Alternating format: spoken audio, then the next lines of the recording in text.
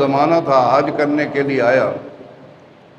اب وہ حضور کے روضہ پاک کے ساتھ بیٹھا ہے جالیوں کے پاس۔ پرانا دور تھا، نیا نیا دور تھا، صحابہ کرام کے بعد کا دور تھا۔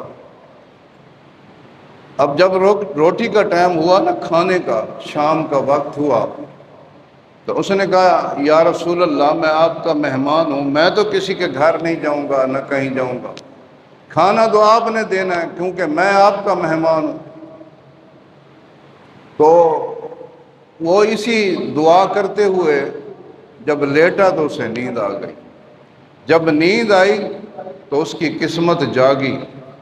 وہ کیا دیکھتا ہے کہ وہی منظر ہے، مسجد نبوی ہے، حضرت عمر فاروق، حضرت مولا علی تشریف لا رہے ہیں، اور ساتھ آ کے فرمایا کہ اے جوان کھڑا ہو جاؤ۔ وہ کھڑے ہو گئے تو حضرت عمر نے فرمایا اللہ کے نبی تشریف لا رہے۔ تو اس نے دیکھا کہ حضور مسجد نبوی کے دروازے سے اندر داخل ہوئے، حضور کے سیدھے ہاتھ میں روٹی تھی، روٹی کے اوپر سالن تھا۔ حضور نے اپنے ہاتھ سے اسے روٹی عطا فرمائی۔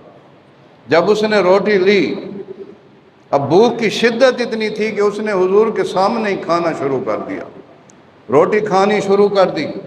اب آدھی روٹی کھائی تھی تو اس کی نیند کھل گئی۔ جب نیند کھلی دیکھتا ہے وہی مسجد نبوی ہے، وہی سرکار کا روضہ ہے۔